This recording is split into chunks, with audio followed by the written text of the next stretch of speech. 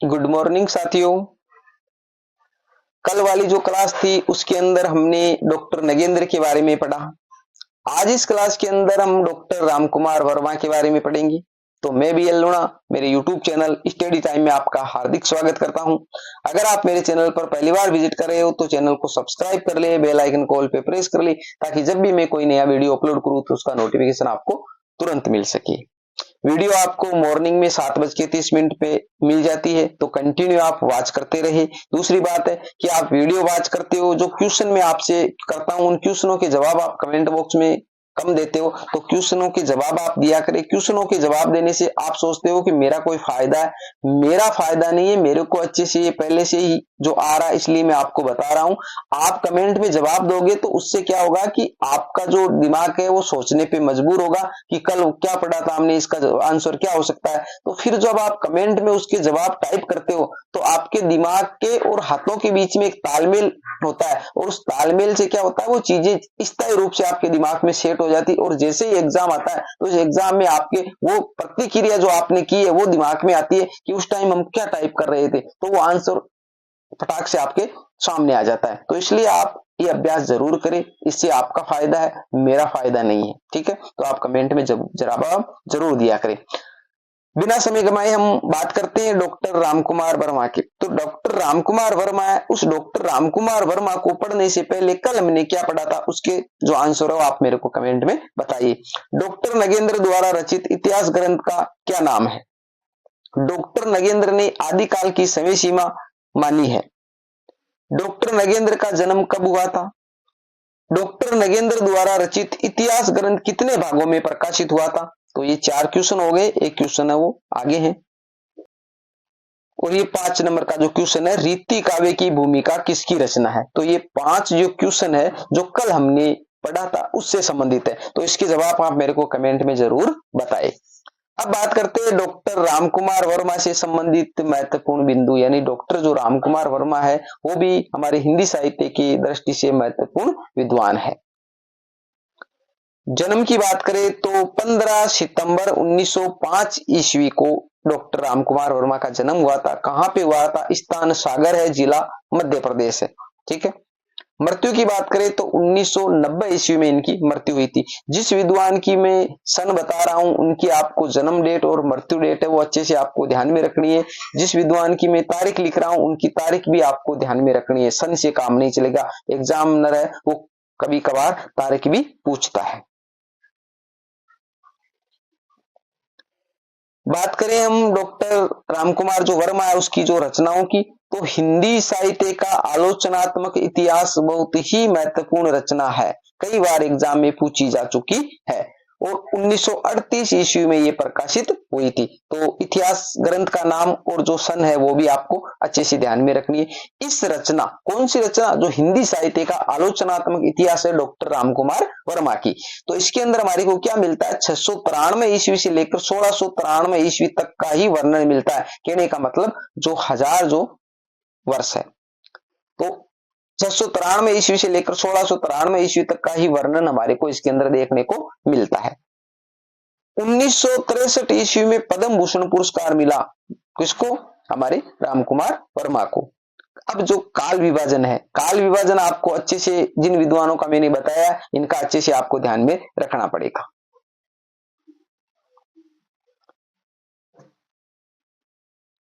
तो देखिए, इन्होंने जो काल का विभाजन किया, इन्होंने जो 5 भागों में ये काल का विभाजन किया है। 5 भागों में संधि काल है, चारण काल है, भक्ति काल है, रीति काल है और आधुनिक काल। अब देखिए जो 3 जो काल है हमारे सामने, भक्ति काल, रीति काल, आधुनिक काल, ये तो जो पिछले वाले विद्वान है उसी के हिसाब से। बाकी जो संधि चारण काल है, यहां पर देखिए जिस प्रकार हजारी प्रसाद द्विवेदी ने इसको आदिकाल कहा है,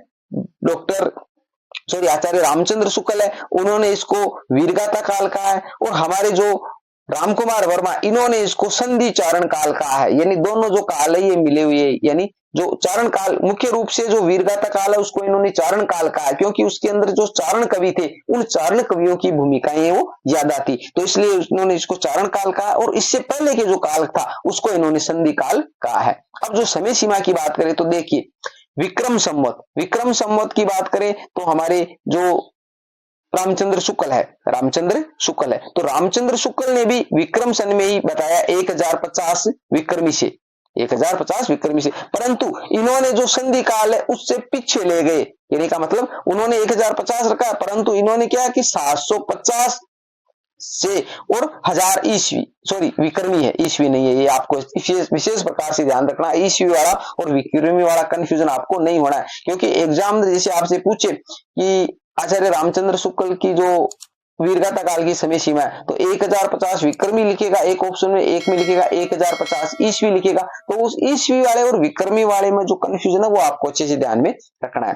तो इन्होंने जो संधि काल है, उस संधि काल की जो समय सीमा है वो 750 से लेकर 1000 है, वो विक्रमी मानिए। अब देखिए इस लाइन को छोड़ने के बाद में, क्योंकि ये है वो जो क्या वीरगाथा काल से पहले की, अब जो ये चार जो वर्णन है जो 2 नंबर से चारण काल, तो चारण काल इन्होंने 1000 विक्रमी से माना है, और रामचंद्र शुक्ल है उन्होंने क्या 1050, तो इनके बीच में थोड़ा बहुत ही फर्क रहेगा, यानी जो समय सीमा मानी गई है 5-10 वर्षों का ही फर्क है रहेगा। तो इन्होंने 1000 विक्रमी से माना है और 1375 विक्रमी तक माना है, और इन्होंने 1050 से माना है। ये बात आपको ध्यान में रखनी है। फिर आगे की बात करें तो आगे इसी प्रकार चलता आ रहा है। देखो यहाँ पर सिर्फ 1000 से मान लिया, 1375 आगे वही सेम सिस्टम चल रहा है। फिर भक्ति काल है 1375 से 1700 तक माना है, फिर रीति काल है 1700 से 1900 तक माना है, और फिर जो आधुनिक काल है वो 1900 से अब तक माना है। तो कहने का मतलब आगे का जो सिस्टम है वो सेम चल रहा है, परंतु इन्होंने जो वीरगाथा काल है उस वीरगाथा काल की समय सीमा से थोड़ा पीछे चले गए, 750 विक्रमी से इन्होंने संधि काल है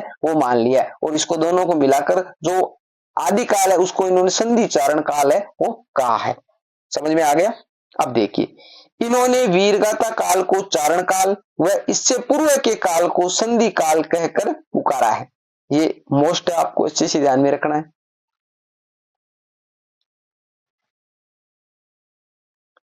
इन्होंने अपभ्रंश के कवि स्वयंभू, इंपॉर्टेंट है, ये वेरी इंपॉर्टेंट है, ठीक है, हिंदी का प्रथम कवि माना है। ये इन्होंने गलती की है कि जो इन्होंने जो संधि काल है वो जो 750 विक्रमी से मान लिया था, 750 विक्रमी से मान लिया था, तो इन्होंने शुरुआत है वो हिंदी साहित्य की वहां से कर दी थी, परंतु उस टाइम जो अपभ्रंश में जो रचनाएं हो रही थी, तो अपभ्रंश का एक कवि था स्वयंभू, और स्वयंभू वो भी महत्वपूर्ण है। तो उस स्वयंभू को जो अपभ्रंश के थे, हिंदी के न थे, अपभ्रंश भाषा के थे, तो उनको इन्होंने हिंदी का प्रथम कवि मान लिया है। तो आपसे पूछा जा सकता है जो डॉक्टर रामकुमार वर्मा, इन्होंने हिंदी का प्रथम कवि किसे माना है? तो स्वयंभू को माना है।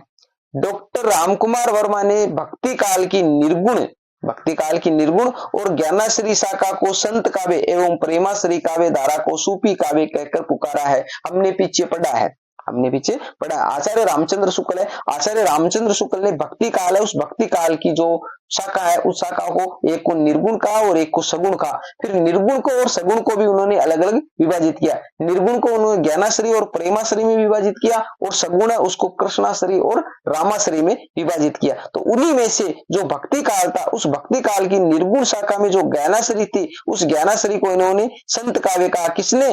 रामकुमार वर्मा ने। और जो प्रेमाश्री जो काव्य धारा थी, उस प्रेमाश्री काव्य धारा को इन्होंने सूफी काव्य कहकर पुकारा है। तो ये बात आपको अच्छे से ध्यान में रखना है, क्योंकि जो ज्ञानाश्री और प्रेमाश्री जो नाम दिया गया वो रामचंद्र शुक्ल ने दिया, और संत काव्य और सूफी काव्य जो नाम दिया वो डॉक्टर रामकुमार वर्मा ने दिया। तो ये कंफ्यूजन आपको नहीं रखना है, ठीक है। इसके बाद में जो हमारा डॉक्टर रामकुमार वर्मा, उससे संबंधित जो मैटर होता है वो मैटर हमने अच्छे से यहाँ पर देख लिया है। और जो विद्वानों की जो पंक्तियां होती है अलग अलग विद्वानों के पक्ष में, अलग अलग रचनाओं के पक्ष में, वो हम उनके साथ में ही देखेंगे।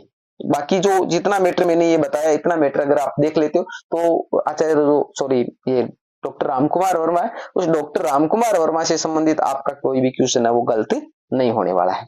इसके बाद में डॉक्टर रमाशंकर जो शुक्ल है उनके बारे में देखेंगे, और जो और विद्वान है गणपति चंद्र गुप्त है, बाबू श्याम सुंदर दास है, उनको हम एक ही क्लास में देख लेंगे, क्योंकि उनका वर्णन है वो थोड़ा थोड़ा सा है, तो उनको सभी को एक क्लास में देख लेंगे। उम्मीद करता हूँ ये क्लास आपको अच्छी लगी होगी। अगर अच्छी लगी है तो इसको लाइक करिए, अपने दोस्तों के साथ में भी शेयर कीजिए, जो फायदा आपको मिले अपने दोस्तों को भी मिल सके, क्योंकि कहावत है कर भला तो हो भला। मिलते हैं अगली वीडियो में, तब तक के लिए जय भीम जय भारत।